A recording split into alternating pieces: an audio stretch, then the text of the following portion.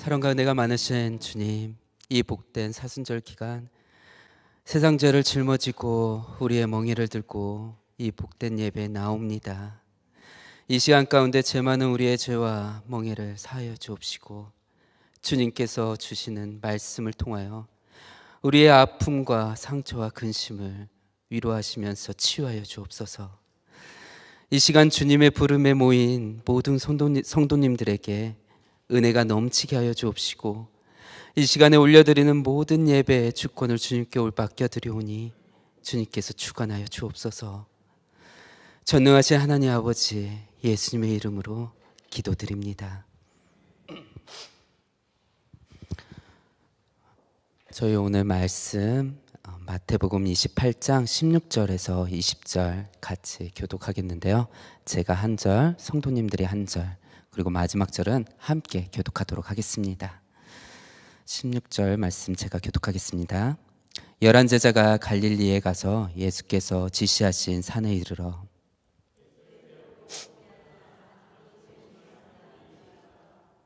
예수께서 나와 말씀하여 이르시되 하늘과 땅의 모든 권세를 내게 주셨으니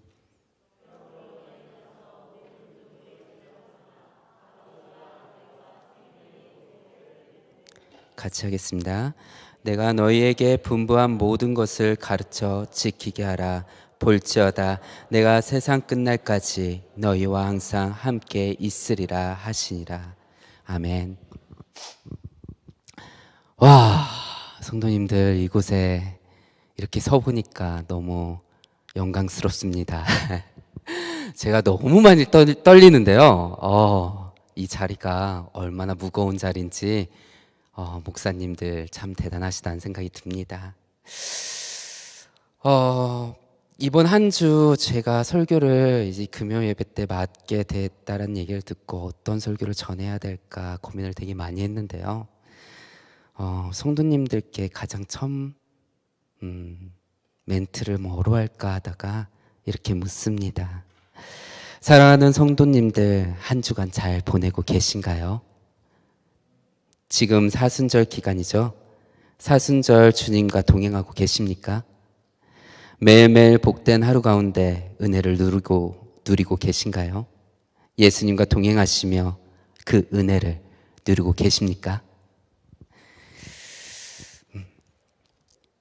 제가 대학교를 첫 입학하고요, 신학이라는 학문을 배울 때였습니다.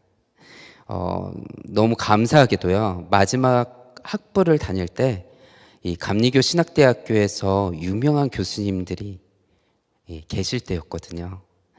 이 구약학의 1인자라고 하는 구약 성서의 1인자라고 하는 왕델 교수님, 그리고 신약 성서의 조경철 유태엽 교수님, 그리고 역사학의 이은재 교수님이라고 이 감신대 안에서는 되게 유명한 교수님들입니다. 후배들에게 학생들에게 인기도 많고 존경도 많이 받던 교수님들이었습니다. 이 교수님들이요, 저희 입학하는 신학생들에게 수업 때마다 하시는 말씀이 있습니다. 아직도 잊지 않는데요. 강대상에 누군가가 설교를 한다면 가장 큰 소리로 아멘을 해라.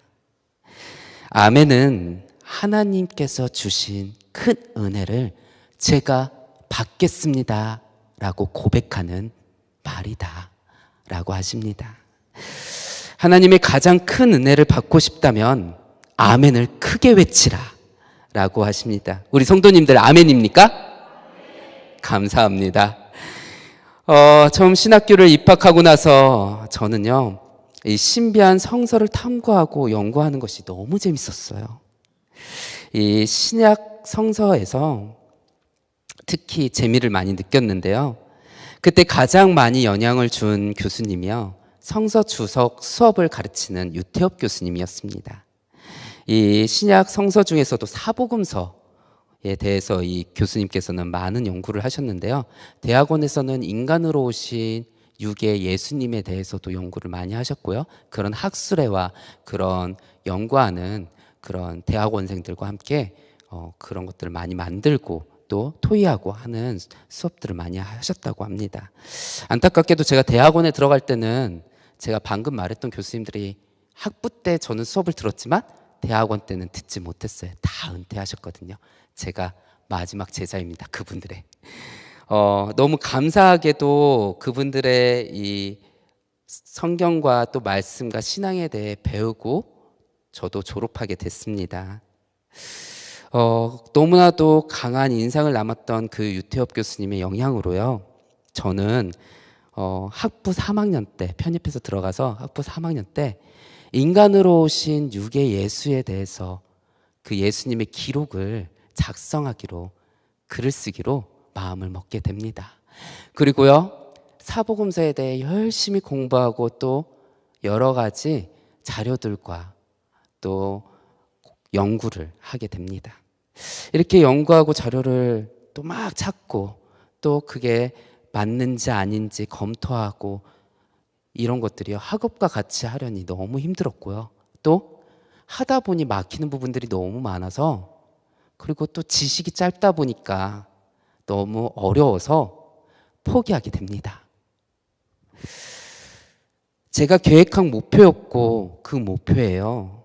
저는 실패를 하게 됩니다. 하지만 성서를 연구하는 도전이요, 이 신학을 공부하는 학사의 학생으로서 큰 도움이 되었습니다. 그때만큼 열정적으로 사복음서를 읽었던 적이 없었고요. 그때만큼 열정적으로 그 사복음서의 내용에 대해 자료를 찾고 수집했던 적이 없었습니다. 그 논문에 대해서 여러 논문들을 보면서 연구하고 공부했던 모든 것들이요, 지금은 저에게 큰 힘이 되고 또 경험이 되었습니다. 실패를 했지만 지금 생각해 보면요, 이 실패가 아닌 하나의 과정이었습니다. 죄송해요. 저는 2019년도에 감리대학교 3학년으로 편입을 했어요. 그때 저의 나이는 32살이었습니다. 적지 않은 나이죠. 많은 사람들이 저에게 대단하다, 어떻게 그런 결정을 할 수 있니? 라고 얘기를 해요. 늦깎이에 다시 대학교를 들어간다니 말도 안 되는 일이다 라고 얘기를 합니다. 근데 저는 그때요, 이 질문에 이해가 되지 않았습니다. 그냥 기도하고 순종했습니다. 많은 사람들이 32살에 대학을 간다는 건 쉽지 않다라고 얘기를 해줬는데요, 물론 다니기는 쉽지 않았습니다. 감신대학교가 과제가 엄청 많거든요. 학부도 그렇지만 대학원도 마찬가지입니다. 그래서 매일 밤새면서 과제를 했는데 쉽진 않았지만 또 어렵지도 않았어요. 그 이유는요, 저의 삶 가운데 인도하시며 순종하게 하신 부분이 바로 하나님이었기 때문입니다. 하나님의 이끄심에 감신대학교를 갖고 그곳에서 공부하게 하셨습니다. 그래서 저는요, 힘들지도 않았습니다. 물론 바빴지만요. 우리 성도님들에게 한 가지 여쭤보고 싶은 게 있습니다. 우리 성도님들은 꿈이 있습니까? 우리 성도님들은 하나님께서 주신 비전이 있습니까? 우리 성도님들은 예수님께서 맡기신 사명이 있습니까? 예수님께서는 공생의 기간 그 사역을 시작하며 12제자를 만나시고 그들을 부르셨습니다. 그리고 12제자를 세우심을 볼 수 있는데요, 우리 마가복음 3장 13절에서 19절 우리 함께 읽어보도록 하겠습니다. 또 산에 오르사 자기가 원하는 자들을 부르시니 나온지라. 이에 12를 세우셨으니 이는 자기와 함께 있게 하시고 또 보내사 전도도 하며 귀신을 내쫓는 권능도 가지게 하려 하심이로라. 이 12를 세우셨으니 시몬에게는 베드로라 이름이 더하셨고 또 세베대의 아들 야고보와 야고보의 형제 요한이니 이 둘에게는 보아네게 곧 우레의 아들이란 이름을 더하셨으며 또 안드레와 빌립과 바돌로메와 마테와 도마와 알페오의 아들 야고보와 및 다데오와 가나나인 시몬이며 또 가룟 유다니 이는 예수를 판자더라. 제가 아직 몸살이 덜 나았나 봐요. 코가 여기서 조금씩 나오는데, 네. 이 중에 이 말씀 중에요, 마가복음 3장 14절 15절을 보면요, 이 12를 세우셨으니 이는 자기와 함께 있게 하시고 또 보내사 전도도 하며 귀신 내쫓는 권능도 가지게 하려 하심이더라. 이렇게 12제자를 세우시는 모습을 볼 수 있습니다. 이 12제자는요, 예수님과 함께 많은 것을 했어요. 예수님의 말씀을 들었고요. 예수님과 함께 기도를 했고요. 예수님과 함께 밥을 먹었고요. 같이 잠도 잤습니다. 예수님의 가르침을 받으면서 많은 훈련들을 했고요. 예수님을 통해 복음도 배우고 또 복음을 가르치는 일도 했습니다. 그렇게 놀라운 일들도 맛보고 체험도 했습니다. 마가복음 6장 7절에서 13절을 보면요, 12제자를 부르사 둘씩 보내시며 더러운 귀신을 제어하는 권능을 주시고 명하시되 여행을 위하여 지팡이 외에는 양식이나 배낭이나 전대에 돈이나 아무것도 가지지 말며 신만 신고 두 벌 옷도 입지 말라 하시고 또 이르시되 어디서든지 누구의 집에 들어가거든 그곳에 떠나기까지 거기 유하라. 어느 곳에서든지 너희를 영접하지 아니하고 너희 말을 듣지 아니하거든 거기서 나갈 때 발 아래 먼지를 털어버려 그들에게 증거를 삼으라 하시니 제자들이 나가서 회개하라 전파하고 많은 귀신을 쫓아내며 많은 병자에게 기름 발라 고치더라. 이렇게 제자들은 예수님의 가르침을 받으면서요, 예수님과 동행하는 삶을 살아갑니다. 이렇게 예수님과 함께 은혜가 넘치는 나날을요, 12제자는 보내게 됩니다. 예수님의 가르침대로 또 제자들의 삶은 세상적으로 봤을 때 성공적으로 나아가는 삶의 제자들의 모습이었습니다. 이 제자들의 삶의 모습은요, 예수님과 함께하는 그 삶의 모습은 세상적으로 봤을 때 성공적인 삶으로 나아가는 모습이었습니다. 이 제자들이 가진 예수님에 대한 마음과 또 제자들의 성공된 삶이 영원할까요? 우리 성도님들이 너무 잘하시는 것처럼요, 12제자는 예수님의 말씀하신 대로 성경대로 모두 예수님과 같은 십자가를 질까 봐 두려워 도망가게 됩니다. 그 중에서도 유명한 말씀이 있죠. 베드로의 예수님 부인 사건. 마가복음 14장 66절에서 72절 우리 다 같이 한번 읽어볼 수 있을까요? 같이 한번 읽어보겠습니다. 베드로는 아랫뜰에 있더니 베드로가 불 쬐고 있는 것을 보고 주목하여 이르되 너도 나사렛 예수와 함께 있었도다 하거늘 베드로가 부인하여 이르되 나는 내가 말하는 것이 무엇인지 알지 못하고 깨닫지도 못하겠노라 하며 앞들로 나갈새 여종이 그를 보고 곁에 서 있는 자들에게 다시 이르되 이 사람은 그 도당이다 하되 또 부인하여 조금 후에 곁에 서 있는 사람이 다시 베드로에게 말하되 너도 갈릴리 사람이니 참으로 그 도당이라. 그러나 베드로가 주저하여 맹세되 나는 너희가 말하는 이 사람을 알지 못하노라 하니 닭이 곧 두 번째 울더라. 이에 베드로가 예수께 자기에게 하신 말씀 곧 닭이 두 번 울기 전에 내가 세 번 나를 부인하리라 하심을 기억되어 그 일을 생각하고 울었더라. 예수님의 가장 총애를 받는, 예수님의 가장 사랑을 받는 베드로마저 예수님을 부인합니다. 예수님의 그 십자가 지는 것이 무서워서, 예수님이 지셨던 그 십자가가 내가 질까 무서워서 베드로는 닭이 두 번 울기 전에요, 예수님을 세 번 부인해요. 예수님과 함께 했고 예수님의 가르침을 받고 애제자라는 명칭까지 얻었던 그 베드로가요, 예수님을 부인합니다. 베드로가 예수님을 몰랐을까요? 베드로가 예수님을 잊은 걸까요? 사랑하는 우리 성도님들은 어떠세요? 베드로와 열제자 같은 삶을 살고 있지는 않습니까?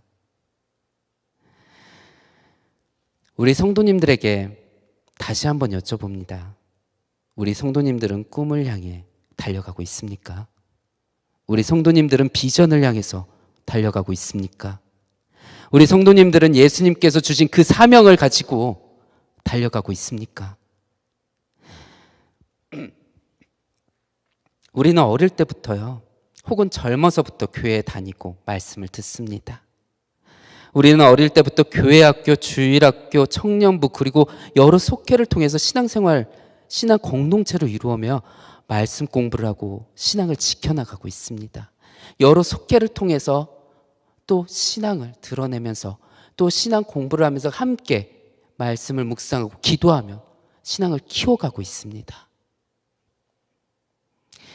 예수님의 시대를 생각해 보면요, 우리는 현대의 열한 제자의 삶을 살아가고 있는 것과 마찬가지입니다. 현대판 열한 제자의 삶을 우리가 살아가는 거죠.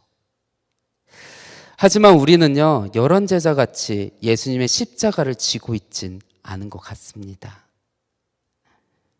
예수님께서 십자가의 고난과 죽으심을 입으시고 장사한 지 사흘 만에 부활하셨습니다. 그리고 오늘 말씀 본문처럼 제자들에게 찾아오셨어요. 오늘 본문의 열한 제자들은요, 이전 예수님과 함께 했을 때 그 제자들의 모습이 아니었습니다. 예수님을 따라 말씀을 듣고 2명씩 짝을 지어 복음을 전하고요, 많은 병자들을 치유하며 놀라운 기적들을 보고 체험하고 은혜를 누리던 당당한 제자들이 아니었습니다.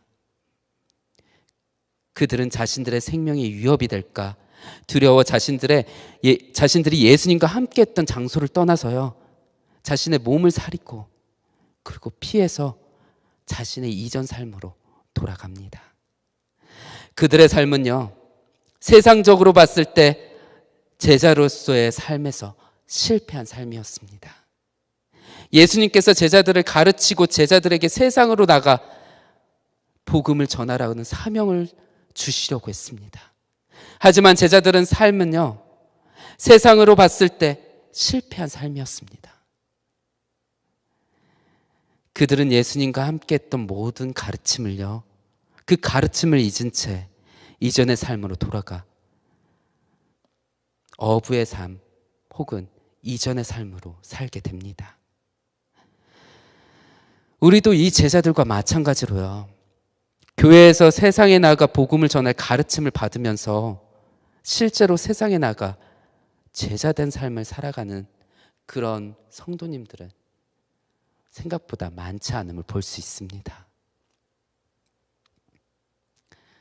그리스도의 향기를 드러내고 복음을 전하고 하나님의 말씀을 전하고 생명을 구하는 일, 우리가 받은 그 사명을 우리가 그리스도인으로서 성도로서 해야 되는 그 일을 이 제자들과 같이, 이 제자들처럼 사회에서, 세상에서 우리는 생각보다 보여주지 않고 있습니다.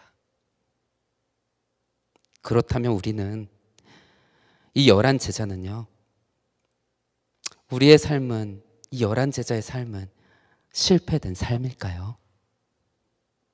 마가복음 16장 14절 말씀을 보면요, 그 후에 열한 제자가 음식을 먹을 때 예수께서 그들에게 나타나사 그들의 믿음 없는 것과 마음이 완악한 것을 꾸짖으시니 이는 자기가 살아난 것을 본 자들의 말을 믿지 아니함일러라.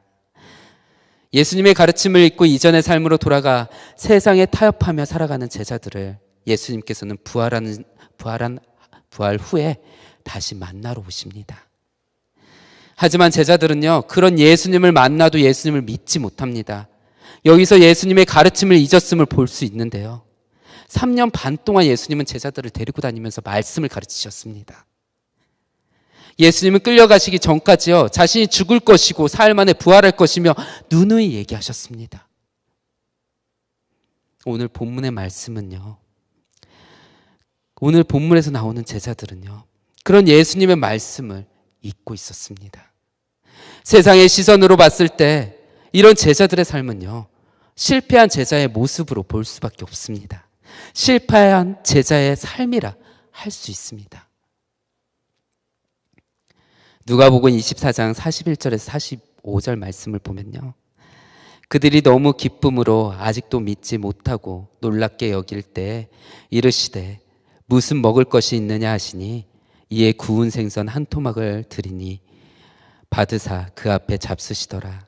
또 이르시되 내가 너희와 함께 있을 때 너희에게 말한 바 곧 모세의 율법과 선지자의 글과 시편의 날을 가리켜 기록된 모든 것이 이루어져야 하리라 한 말이 이것이라 하시고, 이에 그들의 마음을 열어 성경을 깨닫게 하시고,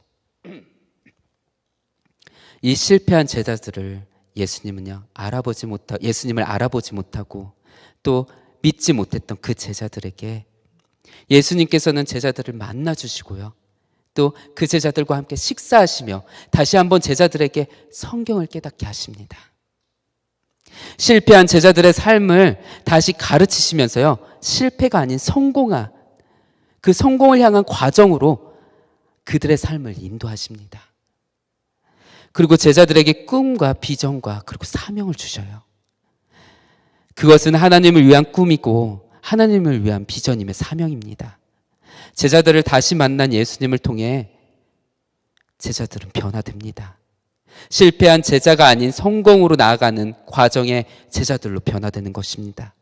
그리고 그 제자들은 복음을 전하다가 순교합니다. 성공한 제자의 삶을 살았습니다. 저는 하나님께서 목회자 위에 또 다른 비전을 주셨어요. 배우라는 이 직업을 또 주셔가지고 또 그 사명을 가지고 나아가고 있는데요. 이 배우라는 직업은요, 실패를 삶으로 여기는 직업입니다. 매일같이 100개의 온라인으로 프로필을 보내요. 온라인으로 100개 이상의 프로필을 보내면서 오디션을 보게 됩니다. 1차적으로 그 오디션에 합격한 사람들은 전화가 오고요, 전화가 오지 않으면 다 떨어져요. 우리 대한민국에 있는 모든 배우들, 외국에 있는 모든 배우들이 다 똑같습니다. 하루에 100군데, 200군데, 300군데의 프로필을 매일같이 보냅니다. 그들의 삶은요, 매일 실패와 탈락을 맛보는 삶을 삽니다. 그래서 배우들은요, 그 실패를 이겨낼 힘을, 그 실패를 이겨낼 방법을 덤덤히 찾아냅니다. 그것들을, 그 실패를 맛보아도요, 이겨낼 수 있게끔 마음을 담담하게 갖게끔 그렇게 훈련을 가집니다. 그렇게 배우들은 성장하면서 자신의 꿈을 향해 나아가요. 한편으로 저도 마찬가지인데요. 제가 어느 날 기도하던 때였습니다. 그렇게 기도를 하고 있는데 오디션이 너무 많이 떨어지고 기도를 하고 있었어요. 어느 한 기독교 극단에 이제 들어가서 이제 같이 활동을 하던 선배가 저에게 이렇게 얘기하는 겁니다. 하민아, 네가 실패하는 그 실패는 실패가 아니야. 너가 한 실패는 실패가 아니란다. 저는 이 말이 이해가 안 됐어요. 그리고는 이렇게 얘기해 주셨어요. 성공으로 나아가는 과정일 뿐이야. 그때 깨달았습니다. 아, 이 세상엔 실패가 없구나. 우리가 생각하고 느끼는 그 실패는요, 실패가 아니구나. 이 세상엔 성공으로 나아가는 과정과 그리고 성공만이 있구나. 하나님 안에서도 마찬가지입니다. 우리는 하나님 안에서 실패는 없습니다. 그냥 성공으로 나아가는 과정이 있을 뿐이고 성공이 있을 뿐입니다. 마태복음 28장 18절에서 20절 말씀을 보면요, 예수께서 나와 말씀하여 이르시되 하늘과 땅의 모든 권세를 내게 주셨으니 그러므로 너희는 가서 모든 민족을 제자로 삼아 아버지와 아들과 성령의 이름으로 세례를 베풀고 내가 너희에게 분부한 모든 것을 가르쳐 지키게 하라. 볼지어다 내가 세상 끝날까지 너희와 항상 함께 있으리라. 사랑하는 성도님들, 우리 모두는 하나님 안에서 꿈을 꾸어야 합니다. 우리 모두는요, 하나님 안에서 비전을 가져야 합니다. 우리 모두는 하나님 안에서 사명을 가져야 합니다. 그리고 예수님의 가르침대로요, 세상에 나아가 복음을 전해야 합니다. 저보다 나이가 많으신 여기 집사님, 권사님, 또 장로님들이 많으신데요, 먼저 죄송합니다. 하지만 하나님 앞에서 우리의 나이는 이유가 될 수 없습니다.